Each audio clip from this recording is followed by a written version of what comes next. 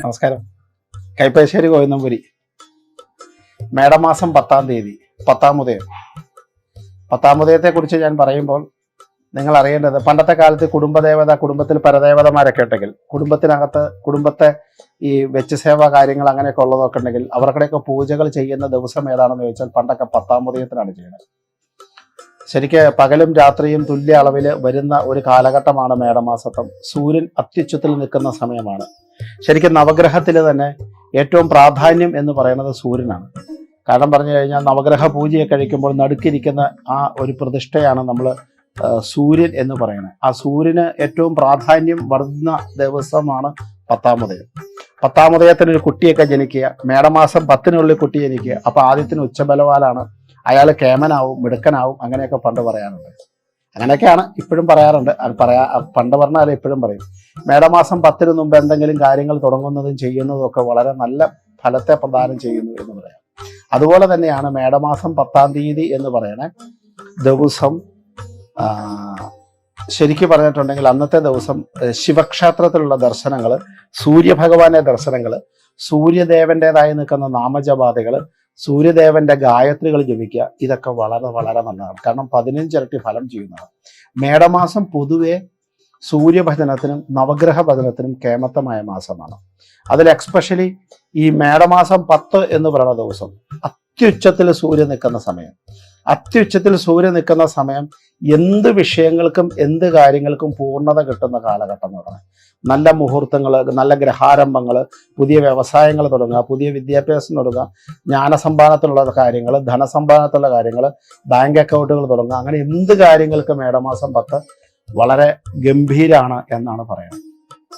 മേടമാസം 10-ാം തീയതി ഈ പത്താമുദയം എന്ന് പറയുന്ന ദിവസം നിങ്ങൾക്ക് ഓരോരുത്തർക്കും പറ്റുമെങ്കിൽ അന്ന് ശിവക്ഷേത്രങ്ങളിൽ ദർശനം നടത്തുക, ശിവന് ധാര, കരിക്കഭിഷേകം, അങ്ങനെയുള്ള കാര്യങ്ങൾ ചെയ്യാം.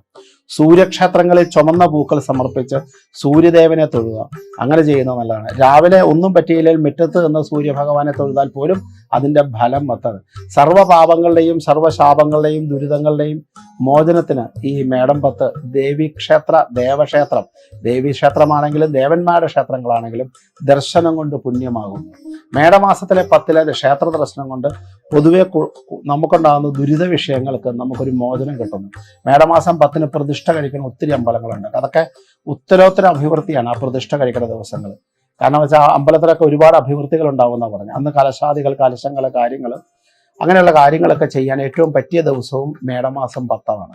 ഈ പത്താമുദയം എന്നാണ് അതിനെക്കുറിച്ച് പറയുന്നത് തന്നെ. ആ പത്താമുദയത്തിന്റെ നാടുകളിൽ ഇപ്പൊ നിങ്ങൾക്ക് സൂര്യന്റെയും ശിവന്റെയും അമ്പലം കിട്ടിയില്ല എങ്കിൽ പോലും സമീപത്തുള്ള ക്ഷേത്രങ്ങളിൽ ദർശനം നടത്തുക, പ്രാർത്ഥനാദികൾ ചെയ്യുക, നമഃശിവായ ധാരാളം ജപിക്കുക, സൂര്യഗായത്രി മന്ത്രം ജപിക്കുക, സൂര്യന്റെ നാമങ്ങൾ ജപിക്കുക, അങ്ങനെയുള്ള കാര്യങ്ങൾ ചെയ്യുന്നത് നിങ്ങൾക്ക് നവഗ്രഹ പ്രീതിക്ക് വളരെ നല്ലതാണ്. ഗ്രഹപ്പഴ ദോഷങ്ങൾ മാറാനായിട്ടും കാലദോഷങ്ങൾ മാറാനും സമയദോഷം മാറാനും ഒക്കെ സൂര്യന്റെ അനുഗ്രഹം കൊണ്ട് പൊതുവെ ഒരു മാറ്റം സംഭവിക്കാൻ സാധ്യതയുണ്ട്. അപ്പം അതുകൊണ്ട് അങ്ങനെയുള്ള കാര്യങ്ങൾ ചെയ്യുന്നത് നല്ലതാണ് ഈ മേടമാസം 10-ാം തീയതി. അതുപോലെ എന്തെങ്കിലും കാര്യങ്ങൾ തുടങ്ങുവാനോ ആരംഭം കുറിക്കാനോ ഒക്കെ പറ്റിയ സമയങ്ങളാണ്.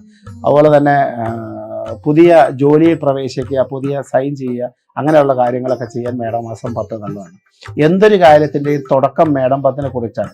അതിന് പിന്നെ അപ്പുറത്തേക്കും ഇപ്പുറത്തേക്കും ചോദ്യമില്ല, അത് വളർച്ചയുടെ നിരക്കിലാണ് എന്നാണ് പറയുന്നത്. ഇതൊന്നും നമുക്ക് തുടങ്ങാനില്ലെങ്കിൽ പോലും നമ്മൾ അടുത്തുള്ള 2-3 ക്ഷേത്രങ്ങളിൽ, ഒരു ക്ഷേത്രമല്ല 2-3 ക്ഷേത്രങ്ങളിൽ അന്ന് വൃത്തിയായിട്ട് ഭഗവാനെ കുളിച്ചു തൊഴുത് ഭഗവാന്റെ അനുഗ്രഹ കല വാങ്ങുന്നതും മേടിക്കുന്നതും വളരെ കേമത്തമായിട്ടാണ് കണക്ക് കൂട്ടുന്നത്. കുലദേവതാ ദർശനത്തിന് പറ്റിയത്, പരദേവതാ ദർശനത്തിന് പറ്റിയ ദിവസങ്ങളൊക്കെയാണ് മേടമാസം 10. നമ്മുടെ കുലദേവതയെ പോയി തൊഴുക, നമ്മുടെ പരദേവതകളെ പോയി തൊഴുക, മൂലജന്മത്ത് പോവുക, അങ്ങനെ പറയുന്ന ഇതര വിഭാഗത്തിലുള്ള എല്ലാ ദേവീക്ഷേത്രങ്ങളിലും ദർശനം നടത്തുന്നത് വളരെ നല്ലതാണ്. സർപ്പത്തിനെ പ്രാർത്ഥിക്കുന്നതും സർപ്പദോഷങ്ങളുടെയും രാഹുർദശാദോഷങ്ങൾക്കും വരാൻ പറ്റിയ ഏറ്റവും നല്ല കാലഘട്ടമാണ് മേടമാസം 10. മേടമാസം 10 എന്ന് പറയുന്നത് മേടത്തിലെ വൈശാഖ മാസത്തിലെ മറ്റു രീതികൾ വെച്ച് നോക്കുമ്പോൾ മറ്റൊരു പുണ്യദിനമാണ്. ആ മേടമാസം 10 എന്ന് പറയുന്ന ദിവസം ഒന്നും പറ്റിയില്ലെങ്കിൽ അടുത്തുള്ള ക്ഷേത്രത്തിലെങ്കിലും ദർശനം നടത്തണം. അത്രയും പുണ്യദാനകരമാണ്. അതുകൊണ്ട് അതിന് ഓരോരുത്തരും ശ്രമിക്കണം. ആ മേടം 10-ന്റെ പവിത്രത കാത്തു സൂക്ഷിക്കണം, അതിൻ്റെ ഗുണത്തെ കാത്തു സൂക്ഷിക്കണം. അതുകൊണ്ട് അതിൻ്റെ ഐശ്വര്യം പരമ്പരയ്ക്കുണ്ടാവും. അതുകൊണ്ട് എന്തായാലും കുറച്ച് നാമജപങ്ങളും ക്ഷേത്ര ദർശനവും മേടം 10 നിർബന്ധമാക്കുക. അതിലൂടെ കിട്ടുന്ന പുണ്യം നമ്മുടെ പരമ്പരയ്ക്ക് ലഭിക്കുന്നതാണ്. നമസ്കാരം.